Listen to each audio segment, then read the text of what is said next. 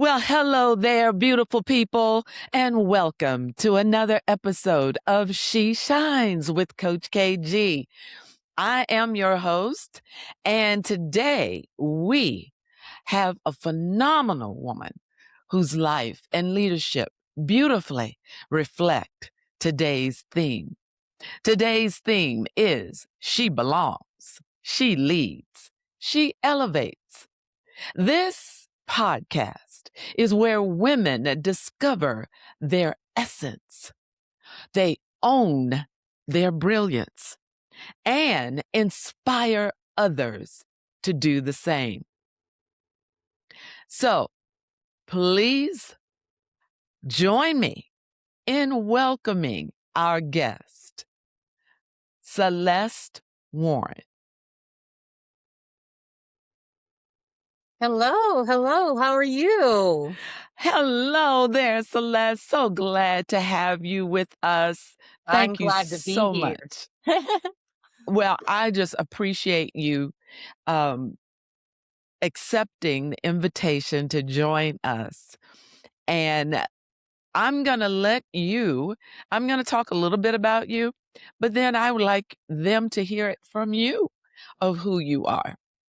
So this is Celeste Warren. She is our guest today, and she is a diversity, equity, and inclusion consultant. She's also a TEDx speaker, a nonprofit founder, a mentor, and a mother. She's also an auntie, an activist, and an unwavering advocate for creating opportunities where everyone has the chance to thrive. Celeste, wow, your resume speaks volumes about you. So let our listeners know from you who you are. Well, I first and foremost, I'm a woman of faith. So that's very, very important to me, core to my foundation. Um, a mom, wife, those are two important roles I have. And then I'm just trying to walk in my purpose. I'm someone who believes in having an equitable, fair practices across organizations, across institutions, in the education system, across society in general. And Mm-hmm. so I've been on this journey for a while, but in this next chapter, I am literally walking in my purpose, and I am so happy to be able to do that. Yes. And okay, to my listeners, did you hear a very familiar phrase, next chapter? That is where Celeste is now. As a matter of fact, today, Celeste, is an anniversary. Today is my 1-year anniversary in my next chapter. It was a year ago in July last year that I retired from the company I was working with. I'd been there for 28 years. And the last 10 years, I was the Chief Diversity and Inclusion Officer. And so struck out on my own and enjoying this journey, learning a lot, but loving it. Absolutely. Because one thing I believe is that when you are doing what you were designed to do, you will never work another day of your life. You live to fulfill your purpose. And that's what you are doing, Celeste. So congratulations on your milestone. We here at She Shines with Coach KG also hit a milestone on Yes, we did. Friday, our 1-year anniversary. And so we are glad to be celebrating with you. And also, the Celeste Warren LLC is yours, Mhm. but you also have Destination STEM Incorporated And, tell us a little bit about that. Destination STEM Inc. was created 5 years ago. We're celebrating our 50-year anniversary.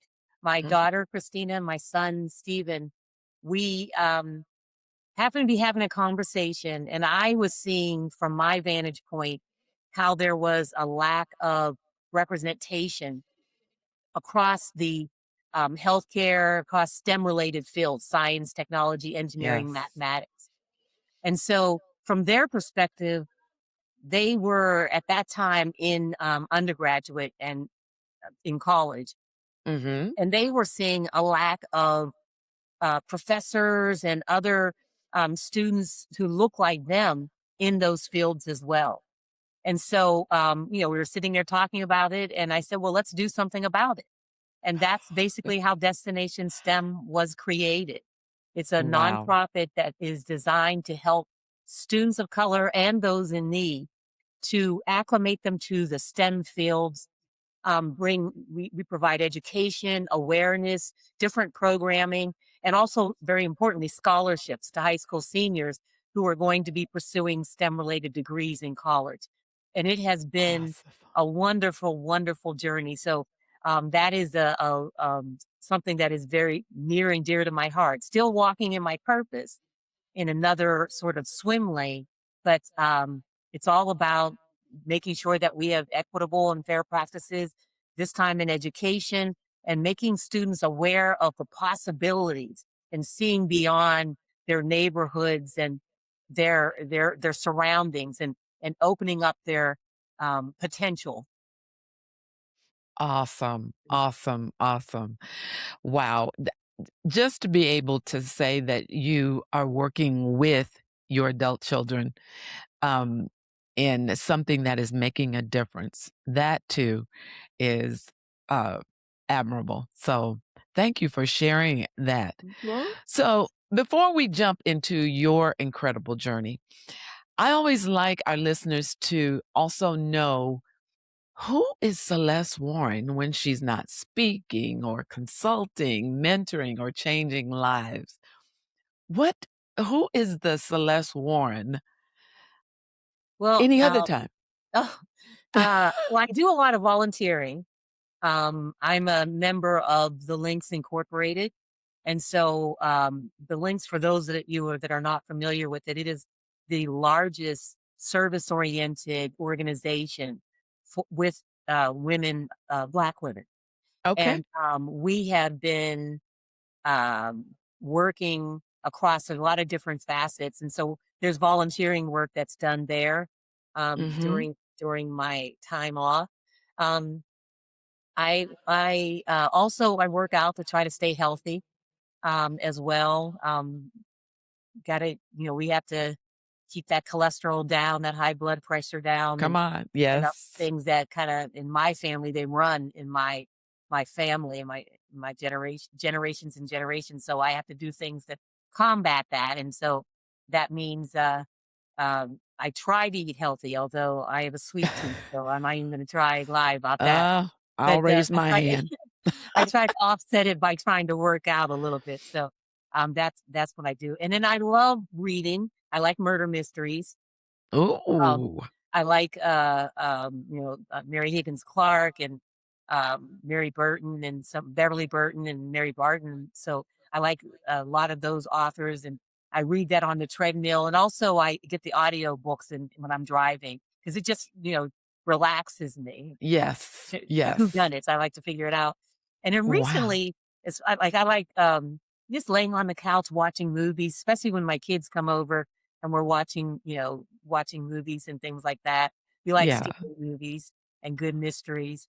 And, I've recently started watching the old, um Agatha Christie. So Miss Ooh. Marple, Hercule Poirot, and those movies. And I watched the old version, and then I watched the latest updates, the reboots, to see how Wow. differently they are. So, um, yeah, I just discovered, believe it or not, loving mysteries. I just kind of discovered Agatha Christie, which is Okay. crazy because she's probably, some people say she's the best, mystery writer in the world. But yeah, it's been a nice second chapter being able to walk in your purpose and then do these other things as well. Absolutely, totally well-rounded, Celeste, because you do have to take that time Mhm. for yourself and do the things that you enjoy. Yeah. That's where you get recharged and restored, just to get off the grid, so to speak, and do what you love. So I love hearing that. I love hearing that. Well, let's go through your journey. Mhm. And the first segment is She Belongs. And that is our first word today for you. You shared when you and I talked that throughout your career, there were moments when you were made to feel like you didn't belong. You were marginalized and you were labeled maybe too brash, and you often felt like you had to work twice as hard just to receive half the recognition. So the question I have for you, Celeste, is what did those experiences teach you about your own worth? Yeah, and we all go through it. We've all had those times in our careers where we felt like, should I be in this room? Mhm. Am I worthy to be in this room? And coming up through my career, I had to really start to really value me as an individual, as a professional, as a practitioner, and then further along in my career as a leader. And um, it it it was so it was just a winding journey, Mhm. because when Mhm. you walk into a room and people are looking at you as soon as you walk in, you feel all these eyes on you because Mhm. you're the only Mhm. woman, or you're the only person of color, or you're the only Mhm. woman who's a person of color. And Right. so you walk in the room and all these eyes are on you. Immediately there's this pressure. Yes. And so there's this pressure to say, and you're guarded around, what should I say? How do I speak up? I have to make sure that I'm speaking, correctly. I'm Right. articulating what I need to say correctly. Mhm. Because you just feel like you're being judged 24/7, and you're being judged over things that others that are in the majority would never be judged over. What I'm Right. wearing, my hair, Mhm. my makeup, how I speak. If I was on target, do I speak concisely or do I run my mouth? Am I too Mm. quiet? All of these things, come into play. And I can remember having different performance reviews, those dreaded performance reviews at the end of the year. Yes. And managers would say sometimes things that have nothing to do with the priorities that we set at the beginning of the year and the objectives. Did Right. I get them done? Did I achieve them? And did I get them done the right way? Mhm. Collaboratively, et cetera. And it would be things like, well, you were kind of quiet in such and such meeting, and everybody was kind of wondering, were you mad? Were you angry? Oh, Or, boy. um, you didn't show up, or you didn't come to some meeting, and everyone was kind of wondering, well, where's she at? Well, why is she not here? What's she doing? And so it was all focused on, the feedback was focused on the wrong things. Absolutely. And it just, to sit there and think that you're going to have a a good conversation, a constructive Mhm. conversation on feedback around your performance, Right. around what you've accomplished, around how you accomplished it. And to Mhm. hear this craziness about things that don't really matter in your mind, at least they didn't in my mind, Right. um, it was disheartening. And so you start to, well, I started to kind of, whenever that happens, I go inside a shell, I go inside myself, and I kind of disengage a bit. And Mhm. and now looking back over my career and understanding more about myself, you what I was doing was protecting my peace. So Yes. during that time of going sort of withdrawing a little bit and just saying, okay, I need to step back a little bit and just kind of assess what just happened. And Mhm. so I learned as I went on in my life and became more empowered. And I believe me, in a lot of cases, I had to empower myself. It wasn't Mhm. someone empowering me. But Right. at some point, you just say, enough is enough. I need to be me. I'm not going to Yes. operate off of a foundation of fear and um, a foundation of not really being sure of myself. And Right. so I wanted to build confidence in who I was. I wanted to um, be be me and feel like I could be my authentic self in the workplace and not Yes. worry about repercussions and someone analyzing every little thing or twitch in my face or whatever. And so Yes. I gained my sort of confidence as time went on. And Mhm. so to a point where when I'm sitting down with someone and they start having that feedback around, you were quiet in this meeting or this or that or blah, blah, blah. I had the courage to say, these are my objectives for the year. What I want to hear is how I did on those objectives. Good Did for I you. accomplish them? And here's, you walk into your performance review, you learn to walk into your performance review with your receipts. There so, you so go. being able to say, here's what I did here, here's what I accomplished here, here's what the results were. Mhm. And feedback that I received from people that I was working with throughout the year was very favorable. And then to make sure it's balanced and say, and these are some of the things that my colleagues had said to me, people I've worked on projects with have said to Yeah. me that I need to work on. Do you agree with that as my manager? And not, Ooh, taking control of the that's it. conversation That's so it exactly what you doesn't did. go in this down this avenue of just unnecessary nonsense Yes. that we as Yes. Black women are evaluated on unfairly. Mhm. Absolutely. Oh my goodness. I dreaded every performance review. And, I think one of the very last ones I had, Celeste, Uh-huh. again, they spoke to what I now call the persona. Mhm. They didn't speak to the essence, the spirit of who I was. Yes.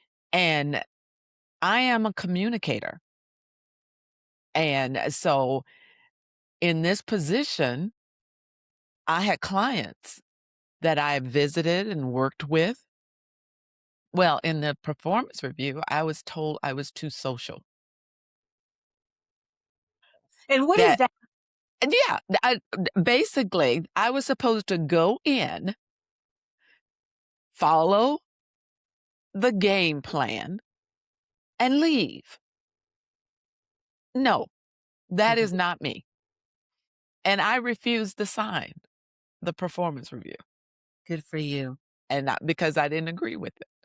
So I know exactly what you're talking about. And we talk a lot here on She Shines and in my coaching that the persona has been curated from external Mhm. forces, our parents, our other family members, teachers, bosses, and w- women, well, people, but mostly women, don't know who they are, truly are. Like you said, be authentic.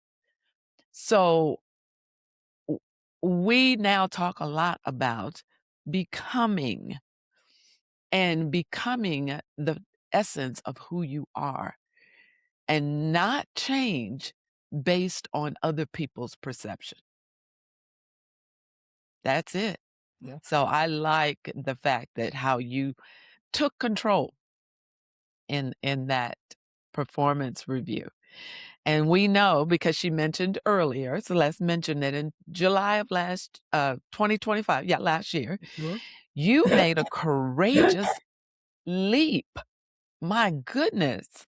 So what gave you that confidence, Celeste, Well, to choose purpose over comfort? yeah, I you never know, like, when you're people always say, and they write books about it and talk about it and speak about it, when the bird is it's time for them to leave the nest. Yes.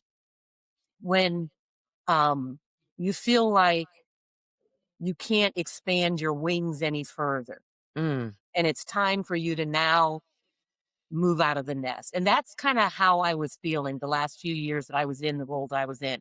I loved being a chief diversity inclusion officer. Loved the role because I truly felt within an organization, a global organization, I was living my purpose at that time mhm, mhm. and enjoyed the work that I was doing and enjoyed the um the impact that I was making, not just on people, but on business, parts of the business, et cetera.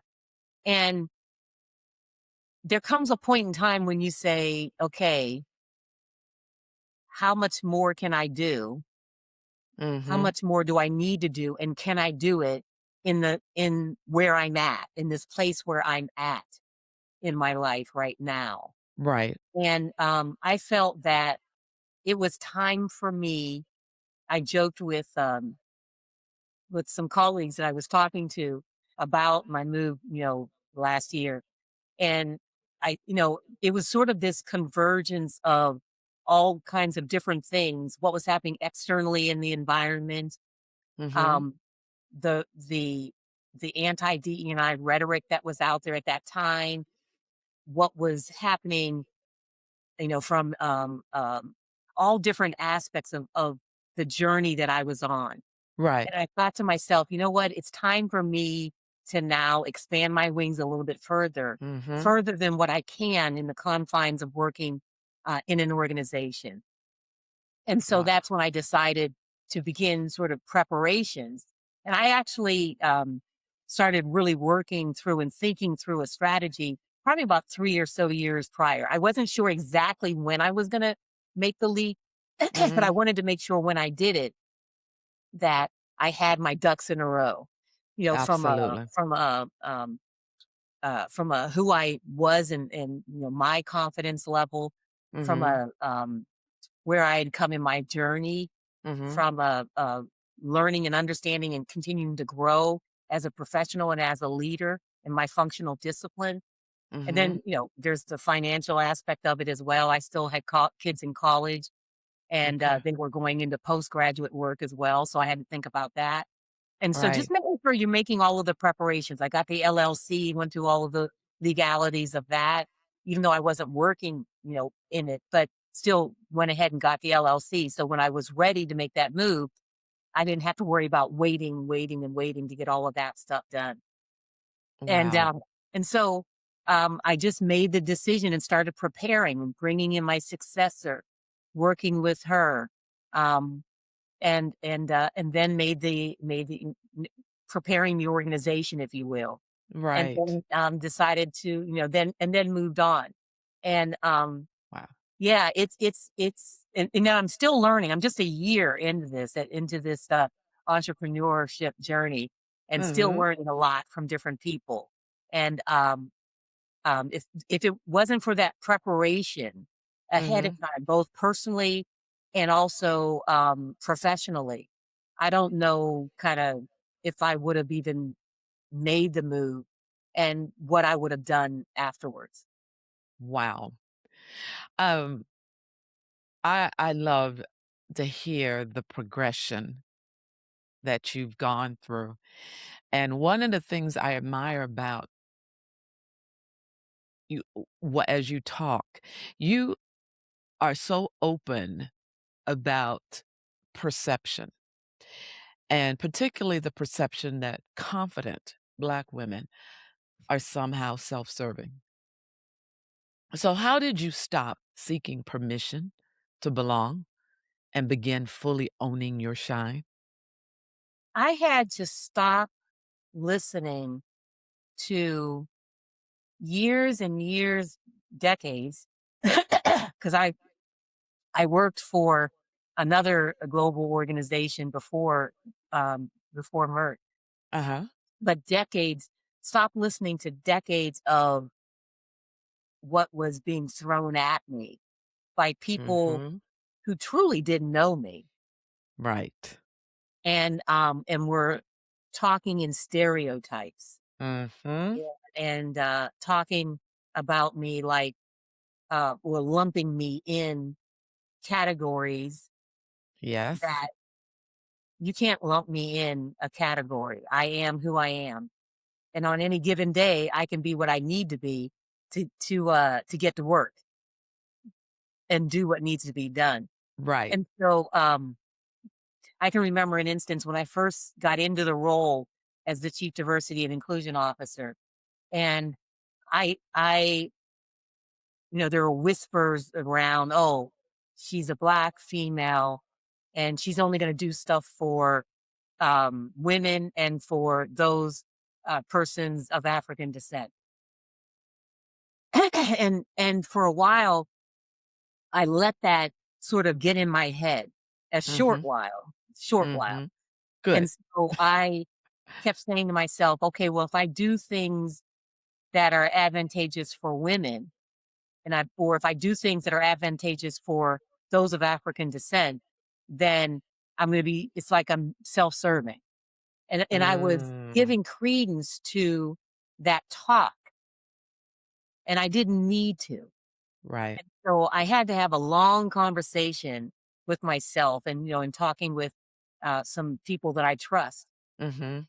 And, s- and, and it, and it was like, okay, you're supposed to be working and empowering and elevating the voices of all identities Right. across all the dimensions of diversity that exist within humans. Right. So you can't not include women or not include those of African descent because that's how you identify. You're supposed to be working on behalf of everyone. Yes. And if people believe that you're being self-serving if you enter into any of those arenas, then that's on them. There you go. And so I had to really just kind of chastise myself even to say, why are you even listening to what these people are saying? Because they are trying to to um to sort of uh put a chink in your armor. They're trying to sabotage you. Yes. Don't want you to be successful. So they want you Right. to have all of these insecurities. They want you to not fight for these groups. Mhm. And so I had to really just kind of chastise myself and really sort of give my own self a trip to the chin and Or have a come to Jesus meeting. you know, to come to Jesus meeting. And that's exactly what it was. And once I got over that, once I stopped that talk, that self Mhm. talk, Mhm. Mhm. I was able to kind of move forward very freely, very freely. And it was excellent for me. It was very, very good for me. Awesome. I love it. I love it. Well, the second part is that she leads. We just talked about Celeste belonging. Now she leads. And leadership is often shaped long before we receive any title. So Mhm. you described in our conversation your father as the dirt and your Mhm. mother as the fire. Your father brought the calm and your mother brought passion. Yes. So, how do both of these influences in your life show up in your leadership today? My father was the first Black teacher and first Black principal in Western Pennsylvania and Eastern Ohio. And Wow. so every day he would come home and my mom would ask, "How was your day?" And we would be sitting at the dinner table, and Mhm. my siblings and I would get a front row seat of hearing from my father the challenges and the obstacles that he faced in a system that at that time wasn't designed for him. And Mm. so he would start talking about the obstacles and the barriers and the challenges that he faced that day. And my mom Mhm. would be getting all worked up and say, "Well, you should have done this and you should have done that." My father was from that small steel mill town where we grew up. So Okay. my mother was from Pittsburgh. She was from the north side of Pittsburgh. Oh, okay. So she had that fire in her. And so hearing the conversation, and my father would say, well, this is what I did. Here's what I did to overcome it. And so he was a very disciplined, very direct, because he could have a conversation with any of his students, and they would feel like he whooped them upside the head, and he didn't need to do that. Even though back then, they had the paddles, remember? Oh, yeah, Um, yeah. Yep. and so, but it was that disciplined, calm, direct person that he was, on top of my mom's fire and that passion, and together that became my sort of arsenal of in my toolbox and the levers that I have, and that's all part of me. I can be just as passionate about something as my mother, but I also had that equal calmness and discipline of my father, Yes. and that has shaped me throughout my career. Making sure that my messages come across. Now, the Yes. person who I'm talking to may not receive it; they may not agree with me, but Mhm. at least I can deliver it in a way where they can hear it, and we can walk away and say we agree to disagree, but Right. they've heard a different perspective. And Yes. sometimes I have to pull on the passion of my mother, and sometimes I have to pull on that discipline, that quiet discipline of my father. Wow. Uh, definitely. You you were shaped with those influences Mhm. that help you lead in your still now in your own way, but still you have that influence of the calmness of your father and then that passion of your mother. I love that. I just love it. Well, many people misunderstand diversity, equity, and inclusion. And some people, I think you even mentioned this, believe equity means giving advantage Yes. to certain people. Would you share, Celeste, the powerful illustration of the three people um, standing behind the rock, right? They're standing on the rocks. On the rock. Yeah. Okay. Hmm. And explain what equity really means. Yeah. In my book, The Truth About Equity, what it really is, what it isn't, and why everyone wins when we get it right. I use the analogy, the cartoon where it was created by Deloitte, and it shows in the there are three illustrations. In the first Mhm. illustration, there are three individuals that are each standing on one rock, and they're facing a fence. The person on the right can't see over the fence with the one rock. The person in the middle can barely see over the fence, and the person on Mhm. the left can clearly see over the fence. So they've each been given one rock, but some of them still can't see over that fence. In the middle illustration, the person on the right's been given two additional rocks. The Mhm. person in the middle's been given one additional rock, and the person on the left still has one rock. And in my analogy, the rocks are acts of equity. They're things that Mm. they were given that allow them to see over the fence, to have access to opportunities. Yes. And the fence, in my analogy, are all of those isms: racism, sexism, ableism, ageism, homophobia, Mm. all of those things that they didn't crop up overnight. Mm-mm. And it took, years and years, centuries, decades for them to, they were just, ingrained in a lot of institutions and organizations and et cetera.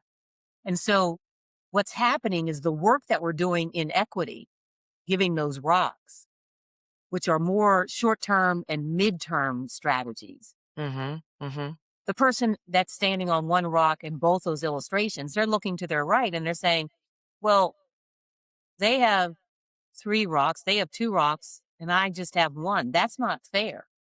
You're giving them preferential Mm. treatment over me. And the thing is, they don't see the fence, they don't see the isms. They don't know how those Wow. isms manifest themselves to their colleagues to the right. And Wow. so that the work that needs to be done is explain to them, well, you still have your rock because you've been able to see over the fence. The rock wasn't taken from you, so you couldn't see over the fence. You still have your rock. Your colleagues needed additional rocks so they could see over Mm. the fence, so they could have access to the things that you already have access to. So nothing was taken away from you. They weren't given preferential treatment over you. They were given what Ooh. they need to succeed. And so we need to be having that conversation to help them to understand that. And here's how that fence, those isms manifest themselves to your colleagues to the right. Here's the microaggressions that they face. Here's the marginalization that they face. Here's the Yes. being talked over in meetings.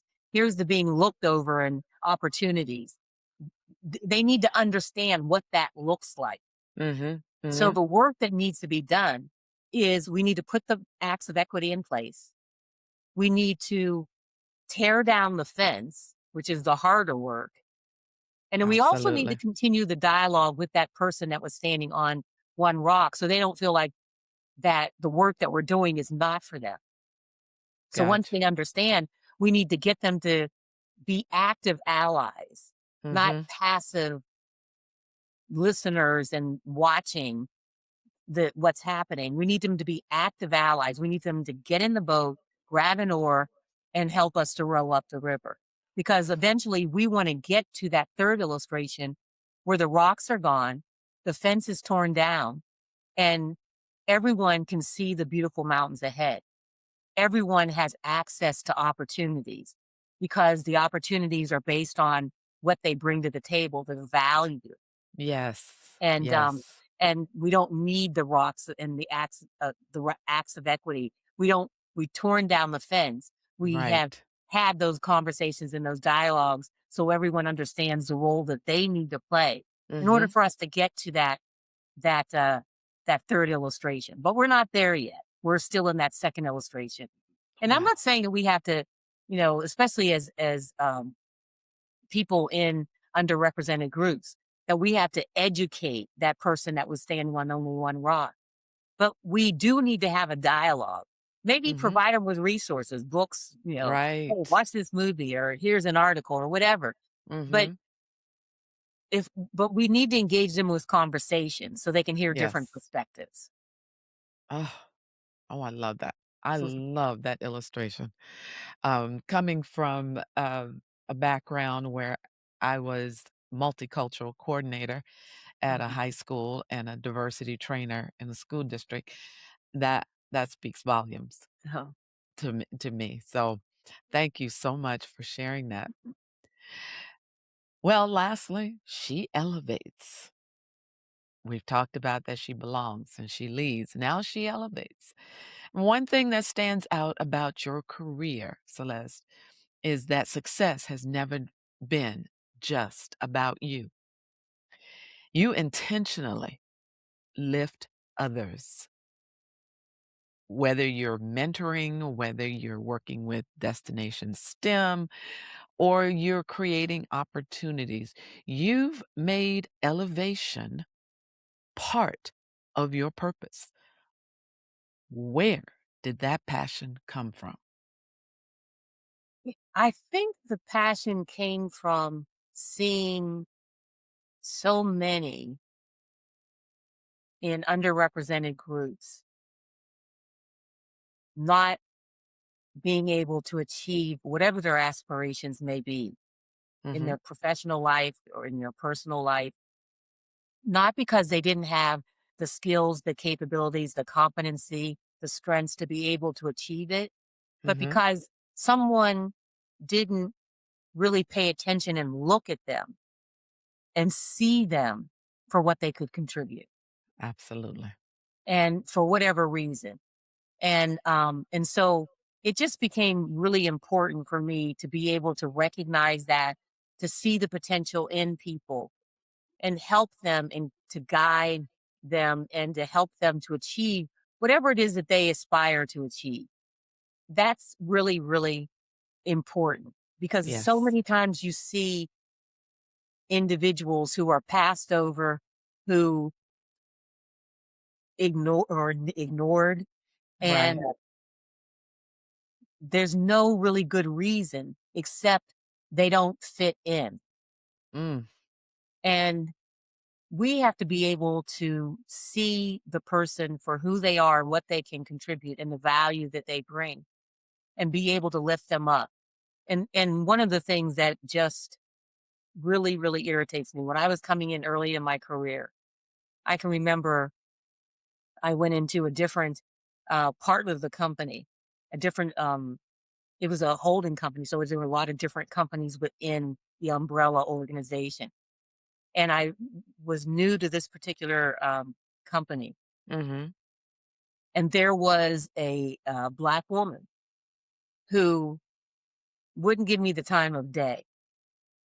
And I was young in my career, and she was, one of the senior leaders in that organization, mhm. and just wouldn't talk to me, wouldn't give me words of encouragement. And I'm not saying that, just because she's black and I'm black, that she had to, but Right. why wouldn't you want to, That's it. you know? That's it, And so that they would part. like she had reached this level and pulled the ladder up with her instead of Mm, leaving the ladder there and helping people to move forward. And I just will never ever forget that, how I was treated and how I felt and how disheartening it was to see someone who looked like me mhm. treating me that way. And that Because was if one of those things that I said, I will never, ever, ever do that. yes, because, uh, you know, I've said this, you gotta be careful who you hang around. Mhm, Um, I used to tell the students in high school, I said, "You can choose either the basement people mhm, or the balcony people." I said, "I'm gonna tell you about the basement people, and I'm not talking about the man cave that people have today. I'm talking back at grandma's house, the basement was that funky place nobody wanted to go in." And I said, "Basement people have a tendency to pull you down. Misery loves company. And so basement people will do that. And then there's the balcony people, and the balcony people will pull you up." And I remember one time I said that, and a young man raised his hand and he said, "Miss Gilliam, but a balcony person can also push you." I said, "Ooh, good point." mhm. I said, "But let me tell you something about balcony people pushing people down. Eventually, they will fall themselves." Yes, yes. And he went, "Whoa." So, you're looking for that person who Mhm, will support you. And Celeste, I know every woman who's listening today, if they could remember one thing about supporting other women, what would you want it to be? I know you've said stay relevant, support each other, don't compete, stay in the fight, never give up. So mhm. what speaks deeply in your heart right now? For me, where we are as women, we need to make sure that we're taking care of ourselves Mhm. and we're also living in our purpose. Yes. That I think is so critically important. If we aren't doing those two things, it can manifest itself in a lot of different ways, both from a mental health standpoint and also from a physical standpoint. Absolutely. So protect your peace, do what you need to do that, Mhm. and then find a way to walk in your purpose.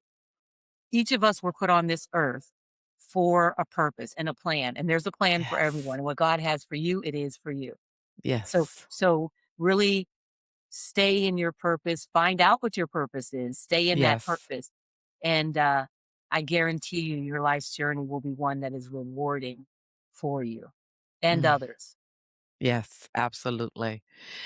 Well, the listeners know when we come toward the end, we have the signature. she shines fire round. So it's time I'm for the nervous. she shines fire round. I have no doubt you will just ace this. So just answer with the first thing, Celeste, that comes to Okay. mind. Belongs means Being loved. mm, oh, good. Leadership is Something that shouldn't be taken for granted. equity is Not an ugly word. authenticity requires Courage. yes. Yes. One word your father would use to describe you. Proud. One word your mother would use to describe you. Crazy. The biggest myth about DEI. The biggest myth is that it can be taken away, and it Mm, can't, mm-mm. because trying to stop diversity, equity, inclusion is like trying to stop the waves from hitting the shore. It just can't be done. Whew. Woo! I love it. Complete this sentence. I shine brightest when I shine brightest when I'm inspiring individuals to reach their full potential. wow. And then I have a signature question. Every guest answers this question. When you hear the words, she shines, what do they mean to you? They mean that I'm the best version of myself that I can possibly be for others, for my family, for my friends, for my colleagues, for those I haven't met yet and hope to meet soon. That's what it means to me. Wow. Oh my goodness. Celeste, I want to thank you from the bottom of a grateful heart.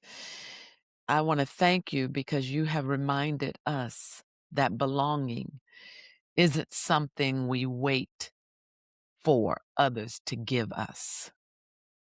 It's something we choose to embrace. Thank you for showing us that leadership isn't about titles. It's about influence.